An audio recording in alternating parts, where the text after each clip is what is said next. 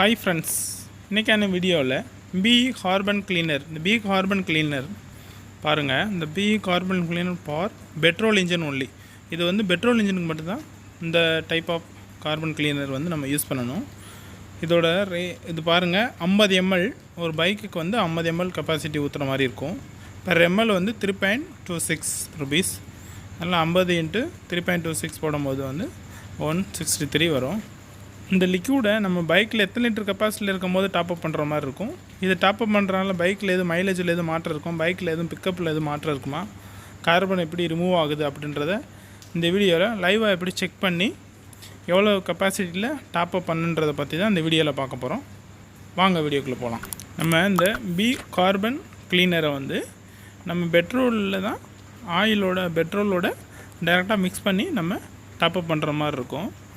நம்ம இந்த liquid use பண்ணுறதுனால பார்த்திங்கன்னா அந்த ஹெட்டில் இருக்க கார்பன்லாம் வந்து ரிமூவ் ஆகி அது எது வழியே வெளியே போகும்னு கேட்டிங்கன்னா எக்ஸாஸ்ட் அந்த ஏர் சைலன்சர் வழியே தான் நமக்கு வந்து அவுட் ஆகும்.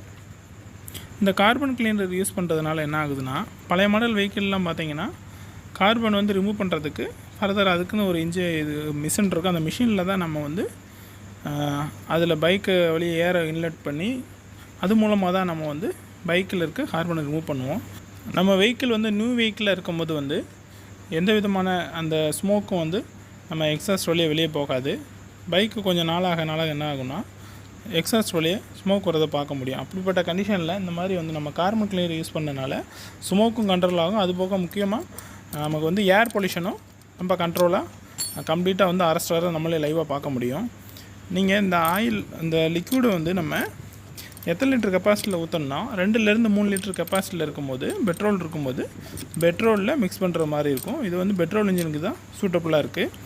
மெயினாக ஹெட்டில் கார்பன் ஃபார்ம் ஆகிற மூலமாக வந்து பைக்கோட பிக்கப் வந்து நம்ம கம்ப்ளீட்டாக குறையிறது நம்மளே பார்க்க முடியும். அதுபோக பைக்கு ஸ்டார்டிங் ட்ரபிள் கம்ப்ளைண்ட் வரும். அதுபோக ஃபியூயல் இன்ஜெக்டர் இருந்துச்சுன்னா ஃபியூயல் இன்ஜெக்டரில் இருக்கக்கூடிய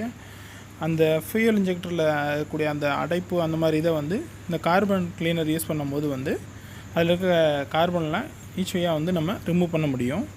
பாருங்கள் எந்த அளவுக்கு வந்து ப்ளக்கில் கார்பன் ஃபார்ம் ஆகிருக்கு பார்த்தீங்களா. அந்தளவுக்கு ஃபார்ம் ஆகும்போது நம்ம இதிலேருந்து வரக்கூடிய இந்த ஸ்பார்க் வந்து குறைஞ்சிரும். அதனால் ஸ்டார்டிங் ட்ரபிள் கம்ப்ளைண்ட். இப்போ பாருங்கள், நியூ ப்ளக்குக்கும் ஓல்டு ப்ளக்குக்கும் உள்ள டிஃப்ரென்ஸ் உங்களுக்கு பார்த்தா தெரியும். எந்த அளவுக்கு வந்து கார்பன் ஃபார்ம் ஆகிருக்குன்றதை லெஃப்ட் சைடு இருக்க ஓல்டு ப்ளக்கை பாருங்கள், மேலே பாருங்கள். மெயின் அந்த இடத்துல தான் வந்து நமக்கு இந்த கேப்பில் தான் வந்து ஸ்பார்க் வந்து கிரியேட் ஆகுது. நம்ம ஆல்ரெடி லைவாக பார்த்துருக்கோம், நம்ம வீடியோவும் போட்டிருக்கோம் எப்படி க்ளீன் பண்ணுறது.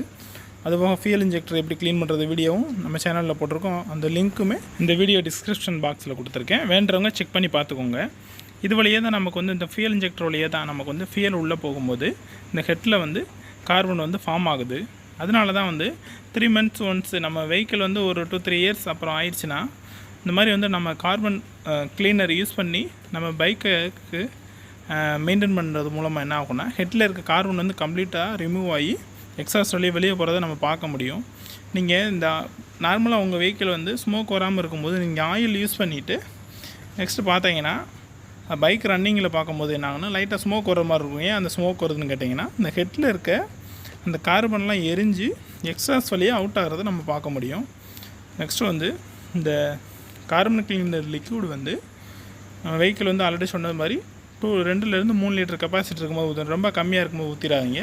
மினிமம் வந்து நம்ம பெட்ரோல் 2 மேக்ஸிமம் 3 லிட்டர் கெப்பாசிட்டியில் இருக்கும்போது ஊற்றும் போது தான் வந்து இந்த லிக்விட் வந்து கரெக்டான கலவையாக இருக்கும்னு சொல்கிறாங்க. நம்ம இந்த கார்பன் கிளீனரை வந்து பெட்ரோல் டேங்க் மூலிமா ஊற்றுறதுனால ஃபியூயல் இன்ஜெக்டரில் நமக்கு வந்து ஏதாவது ட்ராப் அடப்பு எது இருக்கும்போது வந்து அந்த ஃபியூயல் இன்ஜெக்டர் அடப்பும் க்ளீன் ஆகும். அதுபோக கெட்டில் இருக்க இந்த கார்பன் ரிமூவ் வந்து லிக்விட் பார்த்திங்கன்னா சும்மா ஒரு வாட்டர் மாதிரி தான் இருக்கும், தண்ணி மாதிரி தான் இருக்குது. நம்ம வெஹிக்கிளுக்கு வந்து 50 ml வந்து சூட்டபுளான அளவாக இருக்குது. அதனால் வந்து இந்த லிக்விட் நம்ம யூஸ் பண்ணுறதுனால ஹெட்டில் இருக்க கார்பன் ரிமூவ் ஆகுது. அது போக பைக் ஸ்டார்டிங் ட்ரபிள் வந்து எதனால் வருதுன்னா நம்ம பவர் ப்ளக்கில் அந்த மாதிரி வந்து இந்த கார்பன் வந்து ஃபார்ம் ஆகிறதுனால ஆல்ரெடி நம்ம ரிமூவ் பண்ணும்போது பார்த்துருப்போம்.